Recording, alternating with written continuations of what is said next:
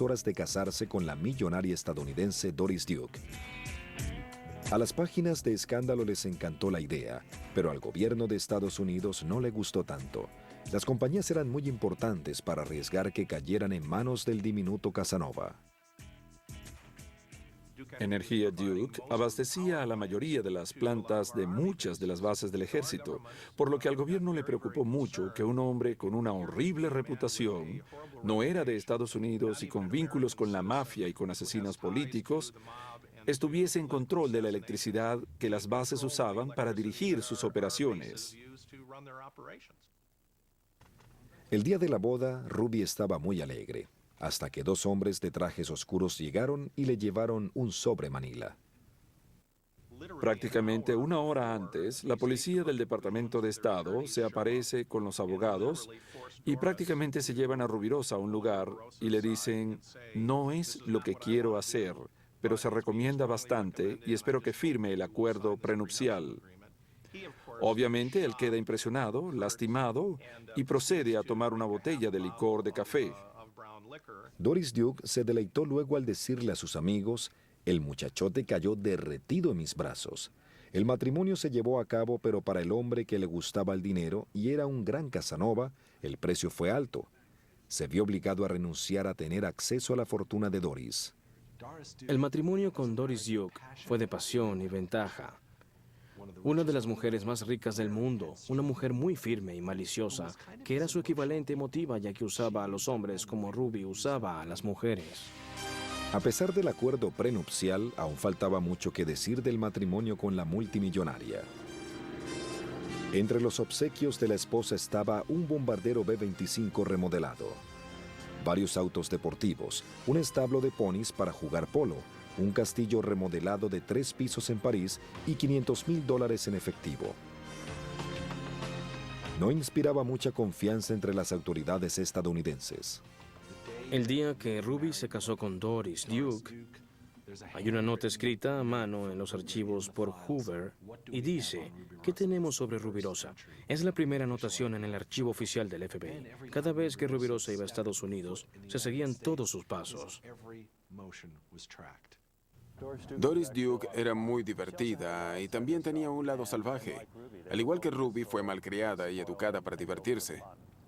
Cuando se casaron, ella también quería un compañero, y según algunos de sus amigos, ella simplemente disfrutaba las relaciones sexuales.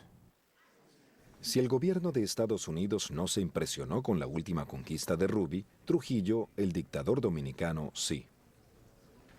Creía que Rubirosa tenía los mejores dones diplomáticos que el dinero podía comprar.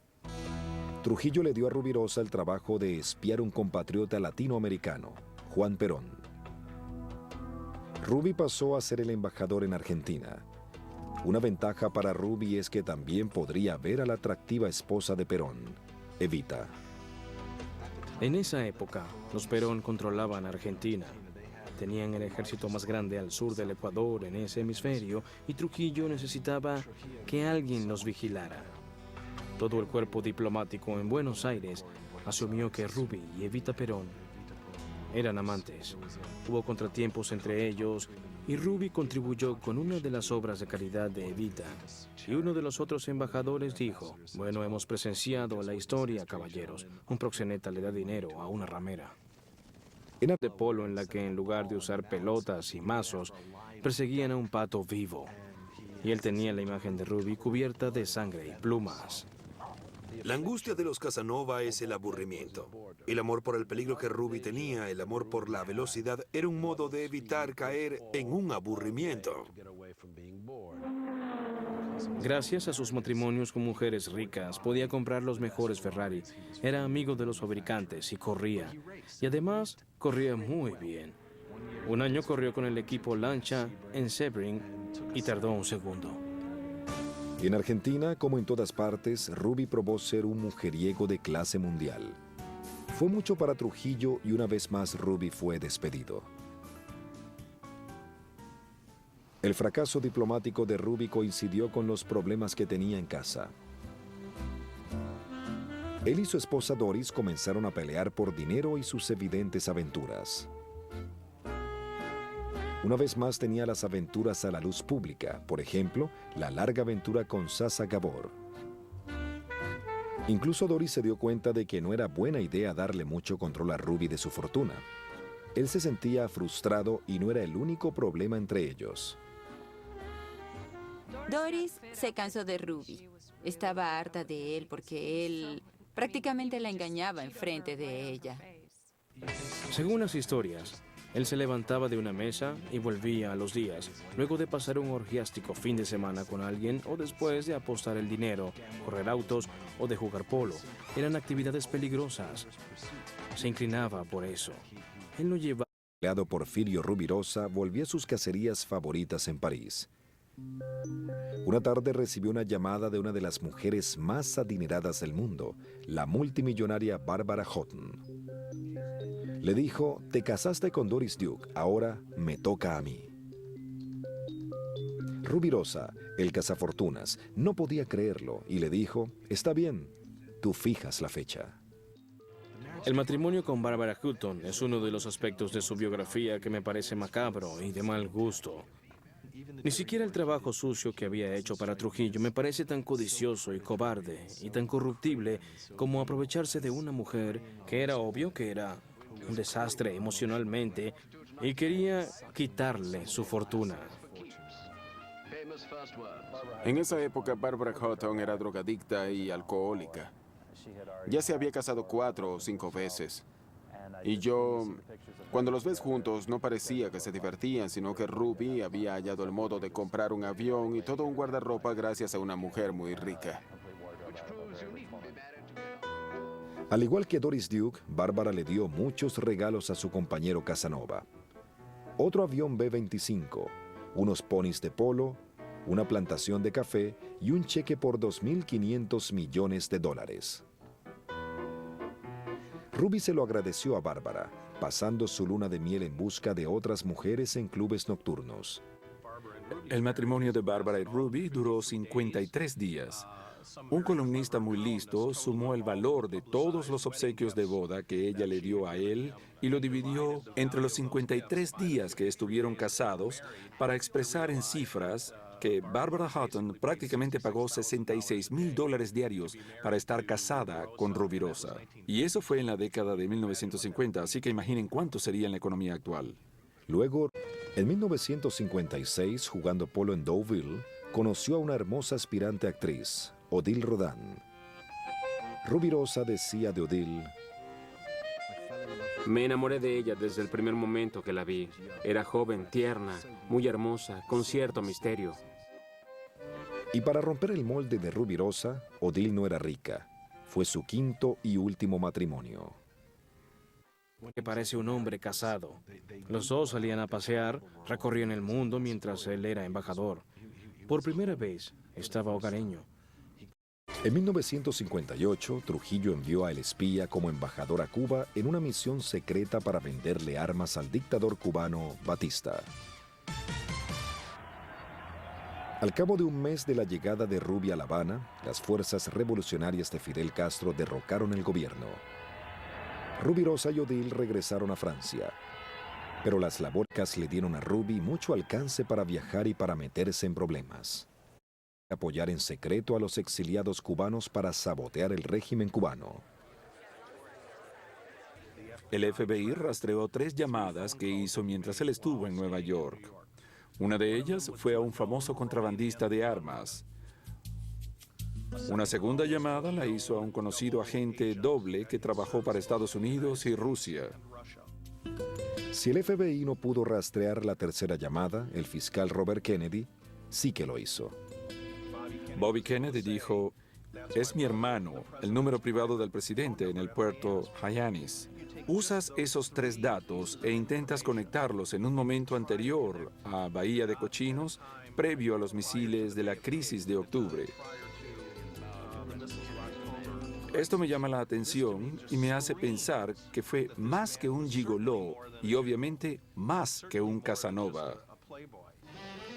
En la década de 1960, el diplomático Casanova compartió el verano con Frank Sinatra y Sammy Davis Jr. en el Hollywood Rat Pack, y el clan Kennedy nunca se alejó. Los Kennedy quedaron impresionados con Ruby. Se impresionaron mucho al ver a un diplomático sofisticado, casi europeo, que se divertía y le gustaban las mismas cosas que a ellos, y que le gustaba a mujeres rápidas y la vida rápida. En 1961, la crisis de los misiles de Cuba llevó el mundo al borde de la guerra nuclear. Estados Unidos necesitaba la mayor cantidad de amigos posibles en Latinoamérica. República Dominicana era una preocupación especial. Estados Unidos no podía volver liberal al agobiante Trujillo y temían que estallara una revuelta y República Dominicana se parcializara con Cuba. La CIA tuvo una idea. Alan Dulles, el director de la CIA, a través de Sinatra, organizó una reunión entre Rubirosa y el presidente de esa época, Kennedy, para ver si Rubirosa apoyaría el asesinato del presidente Trujillo, su ex suegro. Le ofrecieron como recompensa el apoyo de Estados Unidos para convertirse en el próximo presidente de República Dominicana. Básicamente dejó pasar la oportunidad. A pesar del desaire, los agentes de la CIA siguieron con el plan para derrocar el régimen de Trujillo. Incluso Ruby ayudó a contrabandear armas para los enemigos del dictador. Pero la caída del régimen de Trujillo también representó la caída de Ruby y esta vez ninguna heredera salió a su rescate. 30 años, fue asesinado en Santo Domingo, capital de la isla. El hijo de Trujillo, Ramfis, huyó del país con más de $200.000 millones. $500.000 de ese dinero eran de Ruby y la situación empeoró. Polo, clubes nocturnos, bebidas y prostíbulos. La joven Odile no estaba del todo intimidada por el tigre machista de Edad Media. Eran las 8 de la mañana luego de que saliera el sol, el 5 de julio de 1965. Porfirio Rubirosa iba a casa luego de celebrar un juego de polo durante toda la noche anterior.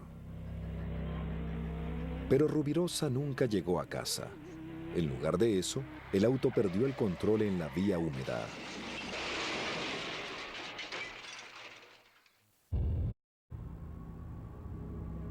Rubirosa estrelló el auto deportivo contra un castaño de Bois de Boulogne. El volante se le incrustó en el pecho y Rubirosa murió de inmediato debido a las graves heridas. Políticos, estrellas de cine y famosos asistieron al funeral. Muchos de sus amigos vinieron de Santo Domingo, unos generales que estuvieron toda la noche. Hicimos el funeral. No hallábamos a un sacerdote porque se casó muchas veces, pero finalmente hallamos a uno que realizó el servicio, y eso fue todo. Nunca tuvo un verdadero amor. Y luego de un tiempo, se dio cuenta de que las mujeres estaban con él porque él las satisfacía, pero él no se sentía satisfecho. Pero se le acababa el dinero y preparaba un golpe para terminar todos los golpes. Iba a casarse con Pat Lawford, hermana de John F. Kennedy. Pero hubo una gran confusión cuando asesinaron a este presidente estadounidense. La muerte de Rubirosa marcó la pauta, el final de la era del Casanova.